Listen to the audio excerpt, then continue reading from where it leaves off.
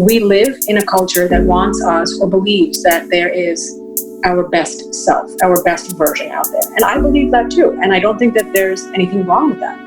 And I think that like my role as a psychiatrist isn't just to get you from, being depressed to undepressed. Like I want to take you to the next level. I want to take you to being optimal. Who are you meant to be? What are all the things that you want to achieve?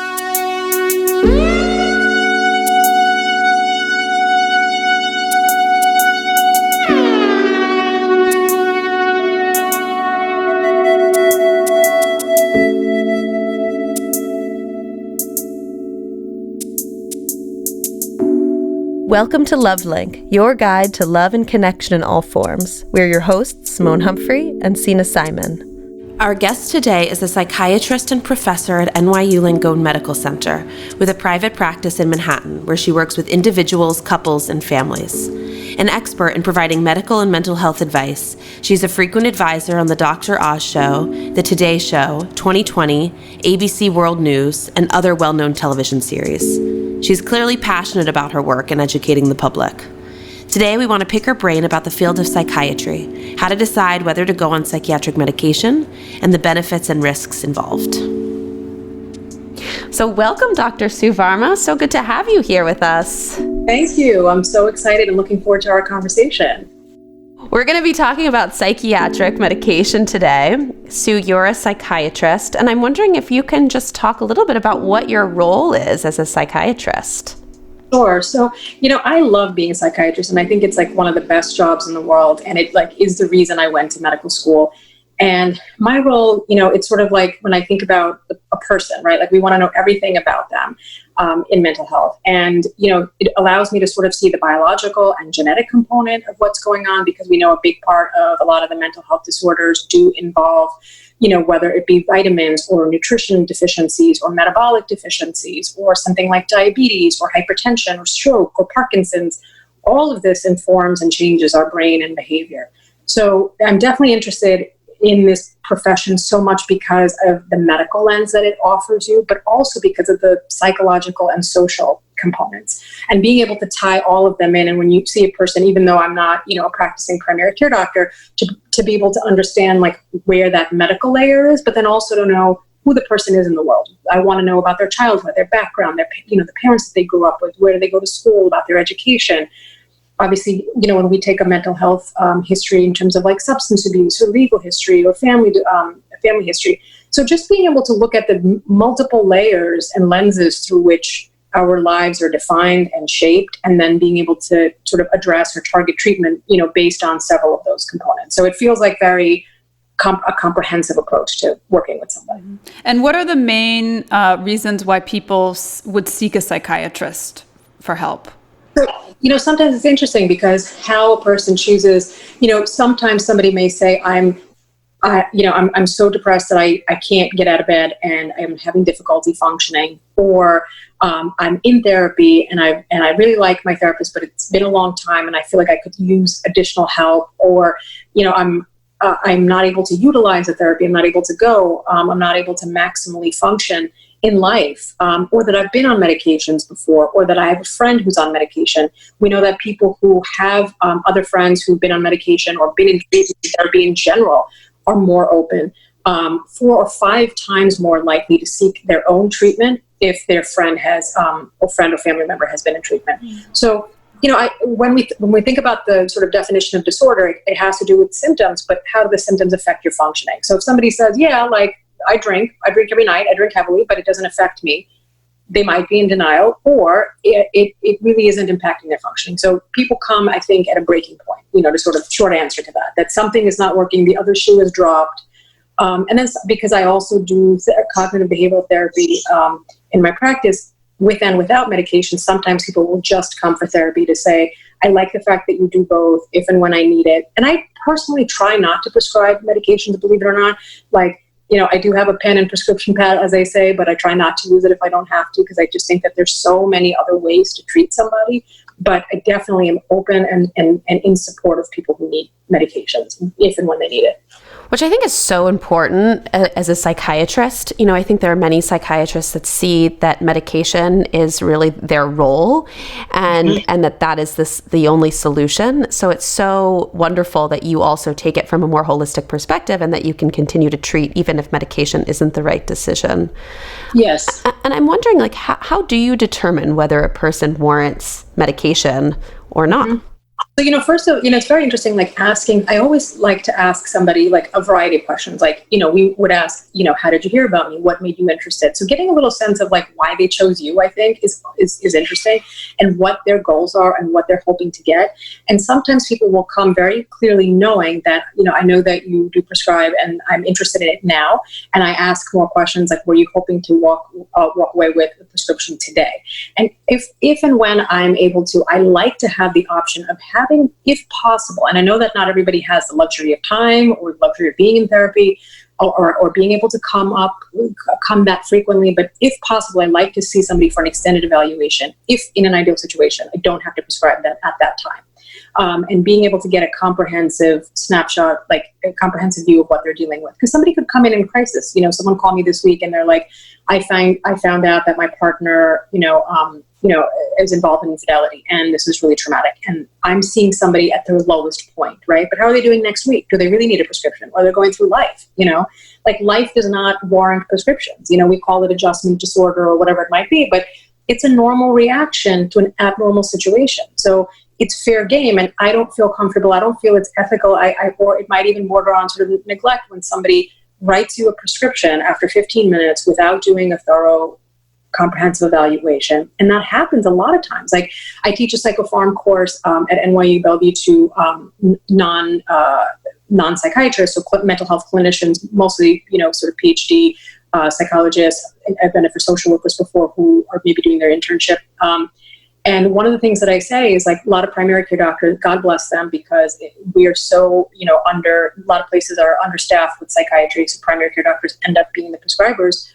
If they have 10 minutes with a patient and the patient's like, I have high blood pressure and diabetes and I have 5 medical problems. And oh, by the way, sometimes I really feel depressed. Or, oh, by the way, I want to hurt myself. The primary care doctor has 30 seconds at the end of that visit, because it was not prioritized, to write you a prescription. They have not done a differential diagnosis to be like, oh, okay, what are the reasons for the fact that you're feeling down? And we can get into that in terms of like, what are the sort of common differential diagnoses for some basic symptoms, and again, you might be presenting with a symptom, but what is that symptom indicative of? Is it a disorder? Is it a normal grief reaction? Is it, something situational that would pass with time? So I like to be able to understand what were the factors, what were the precipitants, what were the triggers, why is someone coming to see me? What is their agenda? Do they want to leave with a prescription? Why? Has it helped them before? So, it's a lot of information, and I might spend with them 60 to 90 minutes, if time permits, to be able to get a sort of thorough analysis. Because I think that when you prescribe somebody, you've already entered into maybe a treatment relationship when you've met them, depending on the understanding, if it's more than just an evaluation. And then you're writing a prescription. So you're entering into sort of a treatment approach, and you should make sure before you give a treatment that you have a proper diagnosis. And I see that so often, especially with, let's say, primary care, doctors, where they might be, somebody says, I have problems concentrating. Problems concentrating could be any number of things. It's anxiety, it's depression, it's ADHD, it could be bipolar disorder, it could be anything. So it's irresponsible if you're giving a stimulant to somebody who might have a history of psychosis or mania or undiagnosed, or they're a young adult and they haven't had a first break right now, or you're giving them a stimulant, or you're giving them an antidepressant to flip them into mania. So, I think that to me, I don't take writing medications lightly. And I remember as an intern, I did my psychiatry residency training. So, just for listeners, like a psychiatrist goes to 4 years of medical school with everybody else who does pediatrics and surgery, and all sorts of other specialties. And then we do another 4 years of psychiatry residency training. And in the first year, we spent a lot of time on the internal medicine wards. And what I was struck by as an intern, as a medical intern, was seeing patients who would get hospitalized, and they would, let's say, hospitalized for the surgery to remove their appendix, for example, if they were on an antidepressant. Next thing you know, they have complications, and now they've been admitted for like the week. The one medication that consistently, this was during my residency, I'm sure things have changed, I hope they have, the one type of medication that consistently didn't get put back on board. So people would say, okay, well, what medications were you on at home? And the person will tell them. The one medication that didn't get put back on board for the time that they were there were antidepressants or anti-anxiety or any kind of psychiatric medication. And I was so struck by that because I was like, do you guys think that this is like a placebo pill that you can just abruptly stop? Like that sort of awareness and level of importance that, that there could become potential complications. Or, it basically said to me that, like, we don't understand the value of what this means. And mental health isn't a priority. Yes. And not even understanding why the person was prescribed or the importance or what the discontinuation or withdrawal would mean. So, going back in terms of how do you make that assessment, you want to look at a person's functioning, lack thereof, what their expectations are, what their time frame is in terms of getting better. So if a person is saying, like, I'm a head of a company or I'm a parent or whatever it is, I have a lot of responsibilities in my life, I need to get better soon. So the severity, the intensity, the duration, the level of responsibility, these would all be factors to say, we need to start something today. If the person says, I'm suicidal, I want to hurt myself, I'm having thoughts, even if they're just morbid, passive thoughts, I don't want to go into inpatient hospitalization, I have a very important job, I manage people, I run a family, like whatever it might be, I have a lot of responsibilities, I need to get better now, and I've been on X, Y, and Z in the past, I got off of it, I know it works for me, so it's like literally making such an individualized, customized decision, weighing all of the variables that are in the picture, past, present, future. The two things that really stand out to me about what you're saying, one is that a lot of people who come to therapy assume that the therapist is there to make them happy. Right. And the same can be, I think, even more so with psychiatry, that people seek psychiatry for like a magical pill that's going to take away all of their symptoms. And that there is something really important about teaching people, like, life can be painful. That's part of life, like learning to cope with pain, that there's not going to be some magical pill that's going to take away sort of the normal existential angst we all have or grief or whatever else is coming up.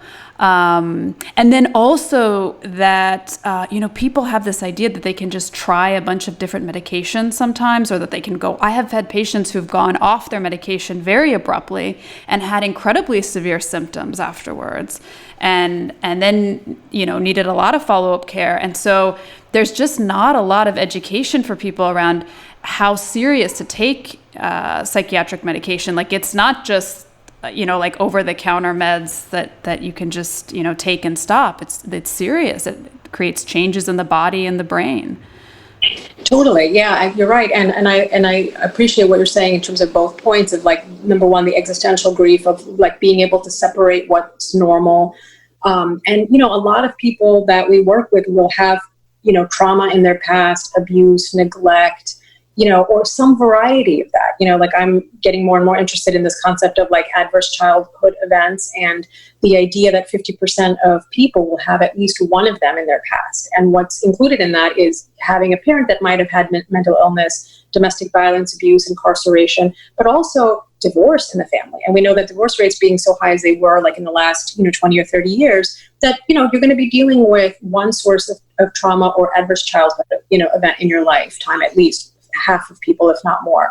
And what that does is makes us more vulnerable and more susceptible to depression or anxiety, and not just that, but a lot of physical problems, puts us more at risk for obesity, for hypertension, for smoking, substance abuse. So, we're already coming in, if we talk about, like, the 1 or 2 or 3 hit hypothesis in terms of, like, having trauma in the past, and then there's some sort of maybe trigger that's happening now. And one of the biggest parts of what I do is help people learn effective coping skills, because I tell them that, the medication, for different people it serves, there's no one right answer. For some people who will say, I've had multiple episodes of major depression, and when I get off of the medication, I have symptoms that come back and they're debilitating, and I have had thoughts of harm, or I have been hospitalized in the past for any number of reasons.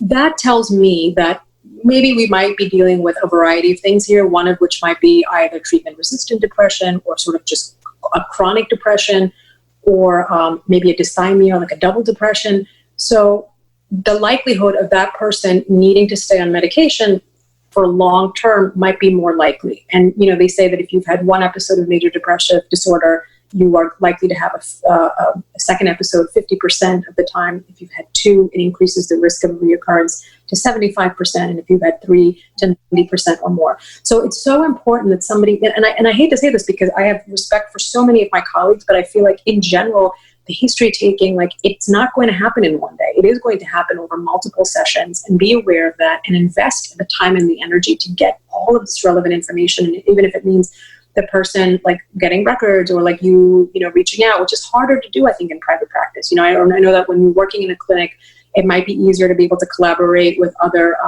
colleagues and get history and relevant charts. And, being with reimbursement being what it is, like, we don't get reimbursed for doing all of this sort of background work. And if a person gives you a stack of hospital papers in your private practice, are you really going to be spending 2 hours sort of, doing the due diligence that you were taught in training? So I think it becomes harder, but it's worthwhile. And, knowing what medications have been tried in the past and being able to, like, I have patients like fill out intakes that says when they were on it, why they were on it. But then I go over it with them to really understand when someone says something didn't work for me.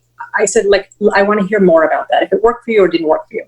And the reason I say that is because if a medication didn't work for you, who prescribed it, under what circumstances, for what symptoms, for how long, what were the side effects, and what was the reason that it was stopped, and what were the benefits?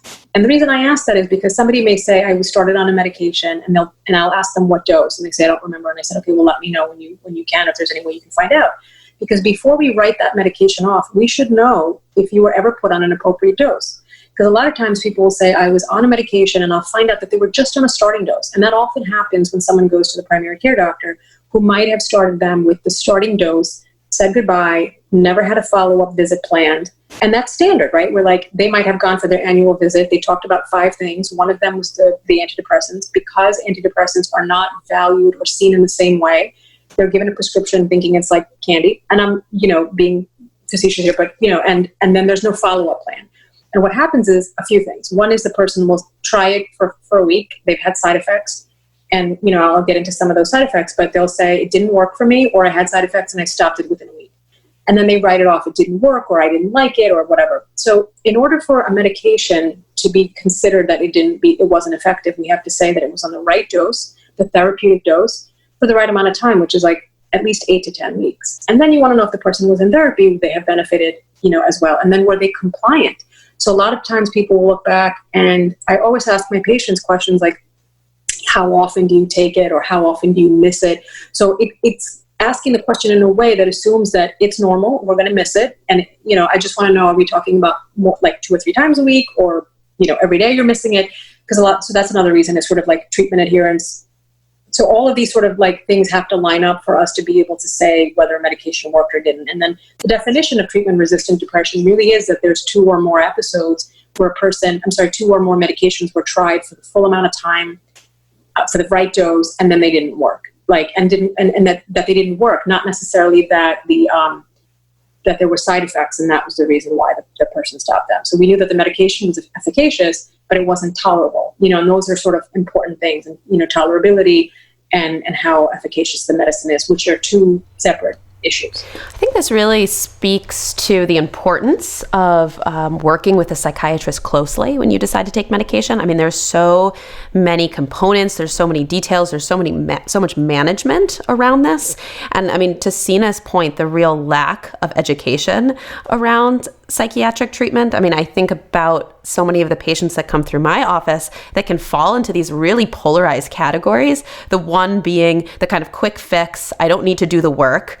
And I think that's really dangerous too, because you take medication, and then there's all sorts of pseudo what you were speaking to, trauma or unprocessed emotions, or things that the medication can help stabilize, but it's not going to help you kind of work through these deeper parts of your history.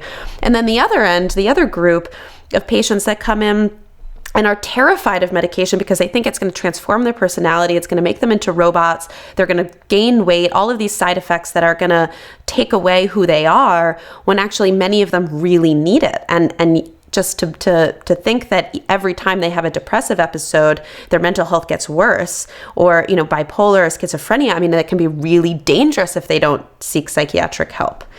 Totally. Yeah. And I'm so glad that you brought that up in terms of like, so if a person does really need it, then what you want, and let's say they're doing the work. So this is like a very unique, situation where they're like, I've been in therapy and I'm working hard, but like, I'm still really suffering and I don't want it. Like, why should you suffer if there are medications that within a reasonable amount of time for at least 2/3 of the population will work. And when they work, and if and when they work, can be magical or transformative in a way, but in a good way, in the sense that there are people who have come in that says, I didn't realize I might have been depressed most of my life. Like a lot of the people that I talk to will say, I can look back as early as 10 or 11, sometimes 14, 15, and, other depression or anxiety, that the symptoms were there, but they were subtle, that they were not recognized by the family. And if it was a high achieving, high functioning person, they probably went under the radar, because unfortunately, like lack of awareness, lack of education, parents really have a hard time accepting and admitting that like their kids need help, because then it puts, the spotlight on them. And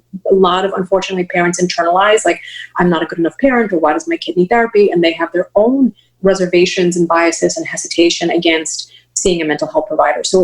And if the kid wasn't disruptive, if they were high achieving, their grades were good, the parents would be like, what are you talking about? I have so many patients who say like, I wish that my parents got me help earlier. I wish that they would talk to me or ask me, and how could they not see it? Like I was in my room, I was crying. And at the same time, when we talk more about it, we could say, well, they didn't realize it because you were a track athlete and you were getting A's and they were looking the other way, or they had their own mental health problems, or they were drinking, or they were not available, or they were working, and whatever it might be. So much is missed early on. But then we're talking about the person who is rolling their sleeves in therapy and still struggling. And to them, I say, here are the common misconceptions, exactly what you said, Simone, like that they worry about it changing their personality. Absolutely not. I think and so now that you've heard everything that I've said about why I'm a big believer in therapy itself, in terms of learning the skills that will stay with you for life, I also think of medication as like putting on that life vest so that you can keep your head above water long enough to be able to take instruction on learning how to swim. And imagine that you are learning or training to be a triathlete. And, and the reason I say that, because most people aren't learning to be a triathlete, like literally, but I think we live in a culture that wants us or believes that there is our best self, our best version out there. And I believe that too. And I don't think that there's anything wrong with that. And I think that like my role as a psychiatrist isn't just to get you from, being depressed to undepressed. Like I want to take you to the next level. I want to take you to being optimal. Who were you meant to be? What are all the things that you want to achieve?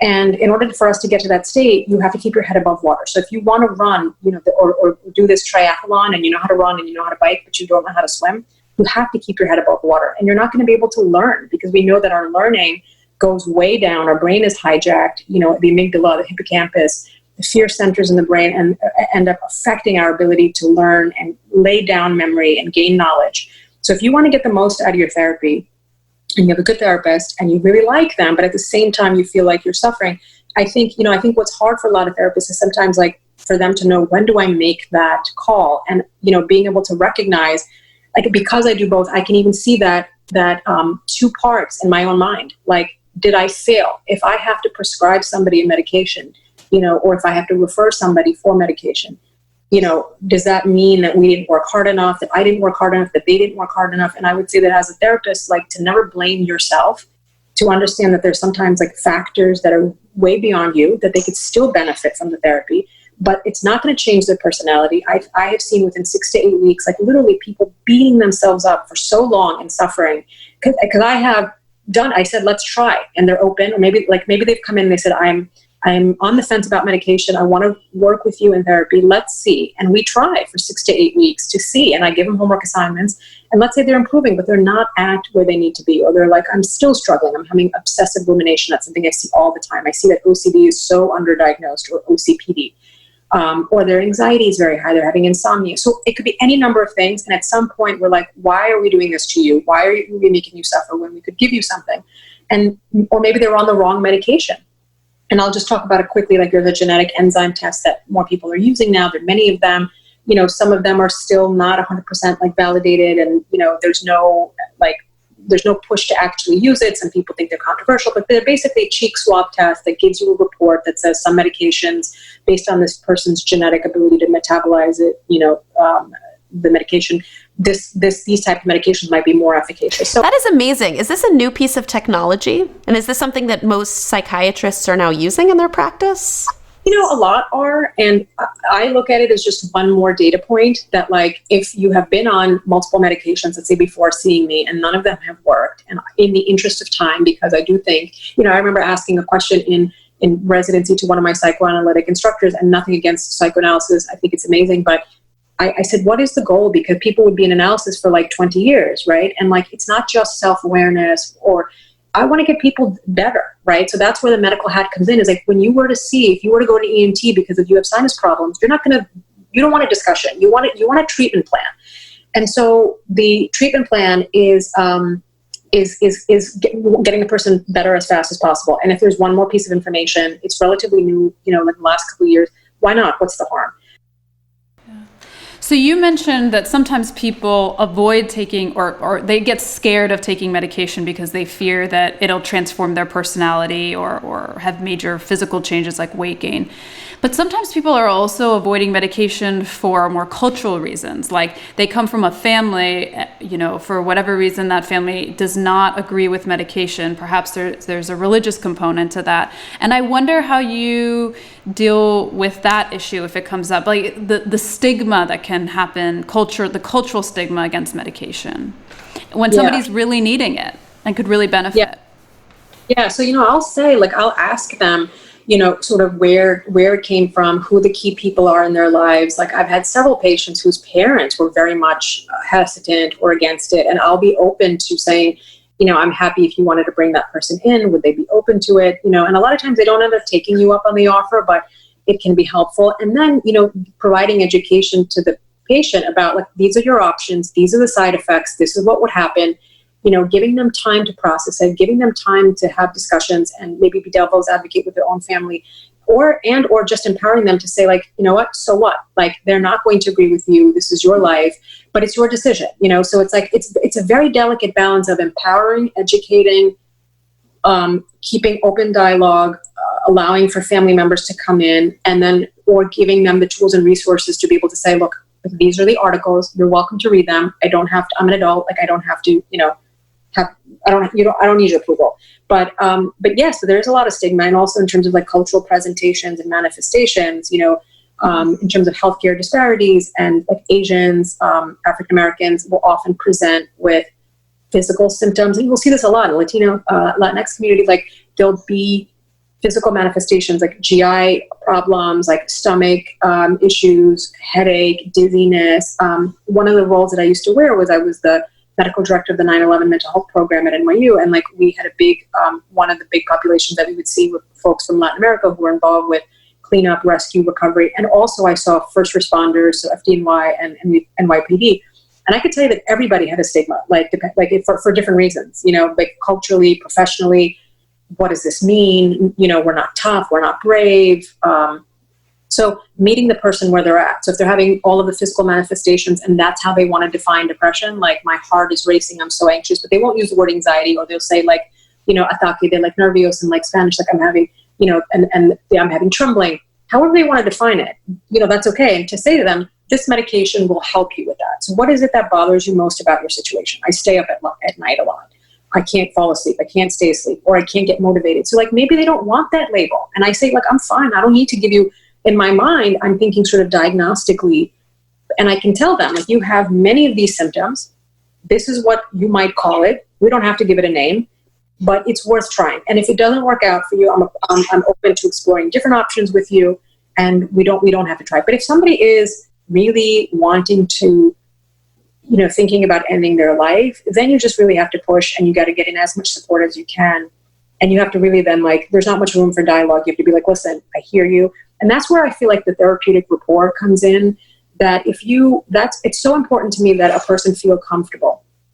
And you make a person feel comfortable by expressing genuine interest. Like, you can't fake that. And a patient knows when their provider really cares. And I feel like that, to me, is such an important component of all of this. And they trust you, and they can see that you're being methodical, that you're being empathic, that you're being careful, that you're being thorough, that you're giving them options. And I feel like that has been, I think, one of the biggest parts of why I feel like when I see people, most of them get better is because they know that I care.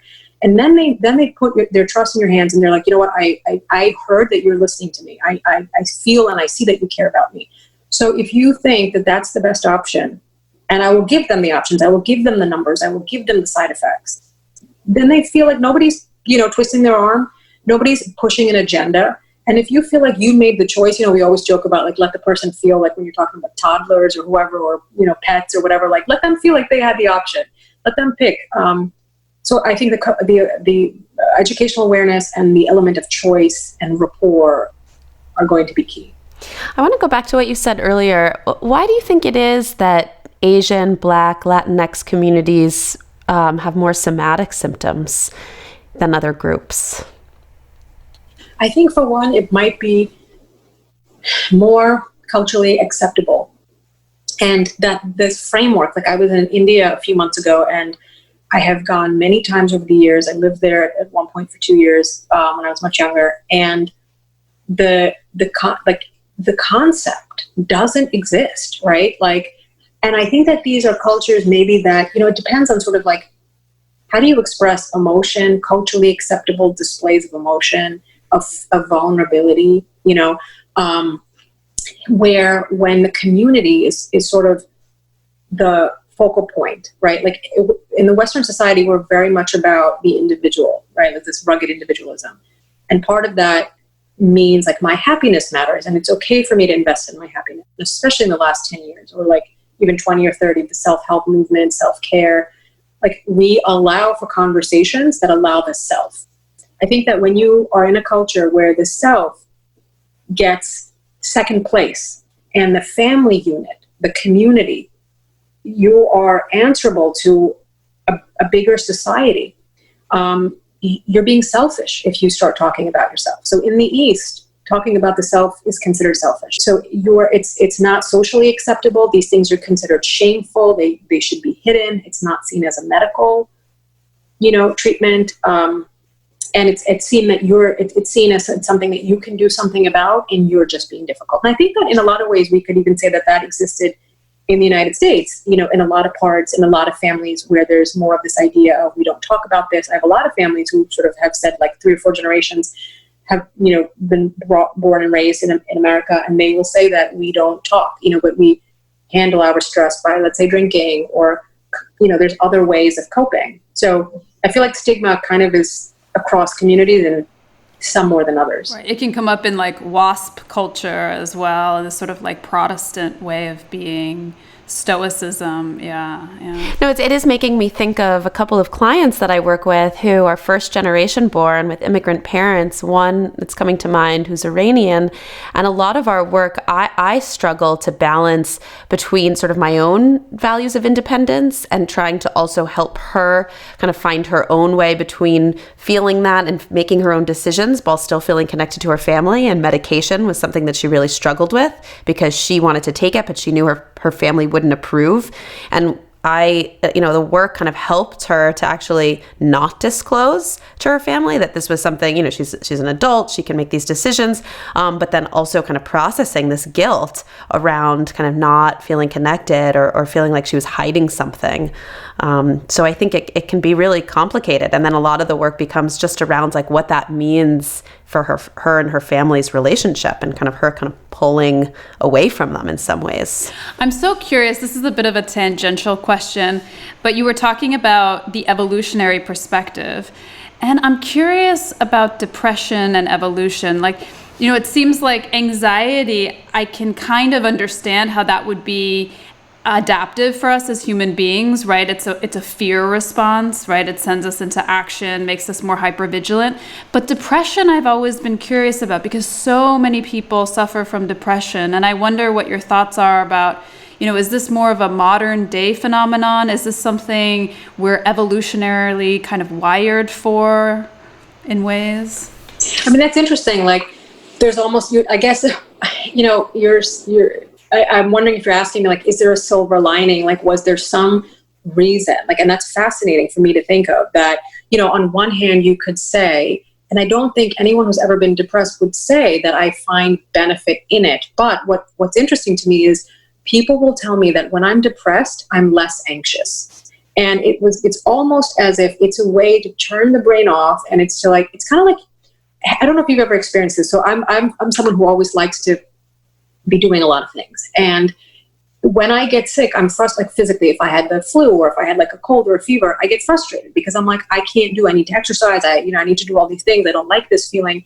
But then almost there's a strange permission giving of like, I guess I can wrap my head around it to be like, I didn't get anything done. I was sick. I had the flu. It's okay. So it's like a permission giving for a person that might be hyperproductive or not, but maybe has that sort of unrelenting standard that they have. And so a lot of people when they feel that their anxiety has gone out of control, the pathway, I feel like, becomes lack of control, fear, not being able to manage uncertainty, and eventually helplessness. And then you go down the road to depression.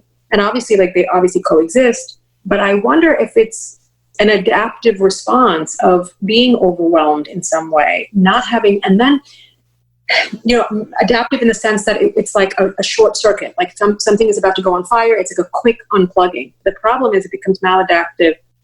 And I don't think anyone consciously chooses to be depressed. So I want to be very careful about how I say that. I think that makes a lot of sense. And another theory, as you were talking, that I came up with, and this has no basis for anything, but just a possibility, is when I think about depression, I think about depression as kind of an ailment of loneliness, of aloneness. And if we're biologically wired to be in a herd, to be in a group, to connect with community, then depression is also a red flag that tells us, okay, start to connect to others. Because if you don't, you die. Yes, no, then that's great. And like what I wish would happen, and I'm glad we're having this conversation because this is a huge educational point. I mean, like, we could even do like a whole, there's a whole another hour somewhere about loneliness, and the loneliness crisis that we're experiencing. Yes. And just that. Absolutely. We should. 15 cigarettes per day, loneliness is the equivalent of it, and how the Gen Z, is experiencing it, and how suicide rates have gone up. So, like, we're at an intersection of a variety of crises, like coronavirus, pandemic, trying to become more of an anti, sort of racist thinking. But the crisis of loneliness and opioid suicide, there's an intersection of that, and feeling disconnected from, and I think that's a great point of, if I would love, and that's why I think therapy or some sort of mental health guidance is important, to say, this is what you should do to check in with yourself, and I've been talking, and I don't know if you guys have seen it in some of the interviews, about the 4 M's of mental health. And I just came up with that because I thought it was like quick and easy for people to be able to take away and almost just check the box every day. And if you keep a journal, to write it, just write 4 M's and put checks next to them. And the 4 M's are mindfulness, movement, mastery, and meaningful engagement. And I would love if people just had, a general awareness of, just the way if I go to a dental checkup, hopefully people get, they get that. They get routine screenings of mammograms, pap smears, whatever it might be, to add this mental health screening. I don't know, somebody was laughing at me about the idea, but primary care doctors are doing it more and more so.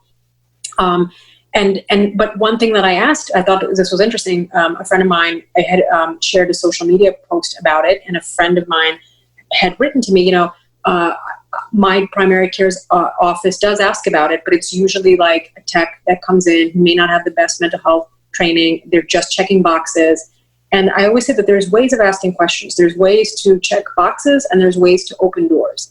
And if you're checking boxes with the person, you might ask them what we call like the PH2Q. There's 2 questions, or like asking some anxiety scale where the person's like telling you that they're depressed, and the tech is like, okay, great. Right, and it seems so important too, because there's such a relationship between mental and physical health. So as somebody's mental health deteriorates, usually their physical health does it as well. So if you're, as a doctor, not addressing it and not providing resources, it's also doing a disservice medically. Totally.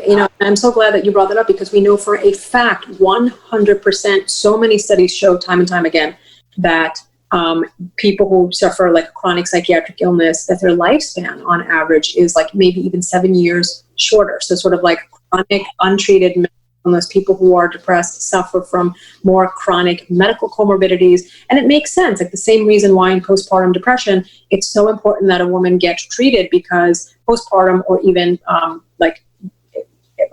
sort of perinatal depression, so even while the woman is pregnant, because she's not going to be getting proper nutrition, proper medical treatment, treatment adherence is not good. So depression affects your ability to keep your head above water, period. So think, if your head is literally drowning, everything in the world that you're missing, including your doctor's appointments, you're not going to be going to your cancer screening appointments because you're not making them, because you can't make a phone call, because you can't get out of bed. You feel guilty, you feel worthless, that you can't do any of these things. You beat yourself up. It's a cycle of rumination. So you don't get to take care of yourself. And by the time you present to the doctor, maybe you're talking about stage 4 cancer because you missed 4 years of mammograms. So we don't make it easy for people in the United States to get treatment. And I hope that changes in the future. So we've talked about the importance of treatment and medication. When is the right time to go off medication? It's such a great question. And one of the things that I say is, like, when people who are experiencing, let's say, the first episode of depression, they say that at least 9 to 12 months roughly is the guideline that you should stay on it. And I'm a big believer that if you're going to be on medication, if you have access, please take the time to also enter into therapy along with it. Because what's going to happen is, if you don't, and you're just on the medication and you get off of it, you are going to be often putting yourself at risk, like I shared some of those numbers, of a second episode. And if you haven't learned skills and then another trigger hits you, there's this idea of sort of kindling or priming your brain to a second episode. Each episode that you have leaves you more exposed, so that it takes less and less stress the next time to throw you over, sort of the edge, metaphorically speaking. And so when often people will come to me and I'll say, so they'll say, I got off of the medication because it didn't work, or I got off of it because it worked. And I was like, okay, explain that to me. And I totally get it now, because they're like, my life was fine and I didn't need it. But then the symptoms came back again. So the way to avoid that is learning skills, coping skills, being very clear, making connections between antecedents of triggers of, whether it be family issues, like, okay, my mother triggers me not to hang out with her all day long, so that's what I'm not going to do, or knowing the circumstances and not putting yourself, trying to not repeat history. But I know it sounds like a lot of work, but your best bet for being able to get off of medication is putting a lot of these things in place. So when people want to get off of medication, I ask them, like, okay, what are your reasons around it? And I like to hear that there's something sort of well formulated, more than just, well, I'm feeling fine, because you might be feeling fine most likely because of the medication and the therapy, obviously, if you're in it. But the problem is, people will say, as soon as they start feeling better, I don't need this anymore. And so again, just the way I very carefully and want to responsibly put you on medication and not put you on it before you need it, the same goes for getting you off of it. So it's not like I'm wedded to you being on medication. I don't take it personally. I would actually look at it as a success story if you are able to successfully navigate all the challenges in life, the ups and downs that are normal, without it. And I'm not someone who wants to have to take medication myself if I don't have to for anything. So I would say, okay, if you're in a major transition right now, the person says, I want to get off the medication. And I'm like, okay, what's going on? They're like, I'm getting a promotion and I'm going to be swamped. I'm going to be working 100 hours a week. Then we have to think, does it make sense? I'm moving. I'm going to be under incredible stress. So any major life transition that's happening, I would just caution the person to say, I hear what you're saying.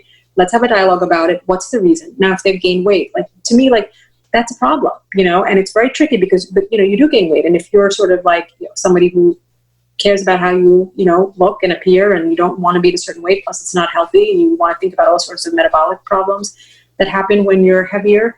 I don't look at, depending on the disorder and the symptoms and the history and what a person has been through, you can help figure out, is this someone who's going to be on it for life? So if we're talking about some of the psychotic illnesses or more severe affective illnesses, yeah, a person might need to be on it for long-term maintenance. But then there are people who are like, this was the first time that this ever happened to me. My life is different. Those circumstances no longer exist. I was able to navigate them. I'm in a better job, and I'm in a better relationship, and I'm in a better place in my life. Then I say, fine, let's take a chance. And then it would sort of be very carefully, at least over a 2 to 3 month period, of slowly getting off of medication, being aware of what the discontinuation symptoms, withdrawal symptoms are, monitoring them very carefully, And, I see a lot of times where, like in pregnancy, women will want to get off of medication. And again, you have to weigh the risks and benefits that there are, neonatal distress syndrome, or babies might have, trouble breathing. And, in terms of birth defects, for the most part, they're safe. But again, you're taking a risk. So you have to ask yourself, there's a risk either way, when it comes to pregnancy and being on medication. If you're not on medication or you abruptly stop it, a lot of times women during pregnancy will get depressed again. And then there's a risk of preterm delivery or intrauterine growth retardation or preeclampsia. So depression itself carries a variety of physical risks in pregnancy and in the newborn. And we also know that when you look at studies, you see that children born to moms with untreated depression later, age 5 or 6, have, sort of cognitive challenges or intellectual challenges or their own depression. So untreated depression, not to blame the mom, stigmatize her, not to make her feel bad, itself carries a risk for her and for the baby. But then, yes, there are all the physical complications or side effects that we may not know about. And so that's why maybe even consulting a reproductive psychiatrist. So I'm big on even being able to refer or get second opinions consults with my patients. So like I'll send them to a colleague that I trust to say, listen, I have all of this information and I'm presenting this to you. I also think that if you felt comfortable and wanted to meet with someone who just does this all day long, so you get, or I might do what we call curbside consult, where I might take the case to a colleague and say, is there anything that I'm missing? Is there anything that I should know about? But I do respect the patient's decision to get off of medication for any number of reasons. And I just say, let's do it slowly, carefully, and responsibly. Great. So as we're coming to a close, do you have any advice for our listeners if they're considering whether medication is right for them? So the first thing I would say is, find a good mental health provider, because this is such an individual decision. And we've talked about that there are so many variables that people don't realize, that it's a complex one and it's a journey, and you're entering into a journey and it's your life, right? And you want to be able to think about what are all the reasons why you're considering it, not considering it, what your fears and your anxieties are. So, obviously our conversation today is educational. It's not for medical purposes, but I would say, take your time. The best thing that you can do for yourself or for a loved one is taking the time to find the right provider, because it is a relationship and a rapport. And number 2, don't hesitate to break up with one if you're not feeling it, and do a phone screening. I always tell people, and I like to talk to patients beforehand to see if it would be a right fit. And, there's no harm. There's no one needs to take offense if it doesn't feel like a good fit and it doesn't work out. And ask questions, so I would say, ask the provider, what's your background, what's your training? And it feels so weird because we're so used to like our, provider sort of putting them, in an expert position and feeling as if we don't have the authority. And I would say, like, take some agency, educate yourself, look at their profiles online, see what their background is and see what their specialties are, and see if it would be the right fit. And how can people find you? So you can find me online on Instagram. I'm on social media, Instagram, Facebook, LinkedIn, Twitter. It's at Dr. Sue Varma, and then the whole word Dr. DOCTOR Sue Varma on all of those social media platforms. So I'd love for your listeners to follow me. Yes, we'll put it on our site. Well, thank you so much for joining us today. It was such a pleasure. Thank you. We'll have to have you back. I feel like there's so much more to explore. I know, we tapped all of these different areas that are much more to expand on. Great. Yes. Thank you so much. Thank Love you. talking. Your podcast is wonderful, so thank you for having me.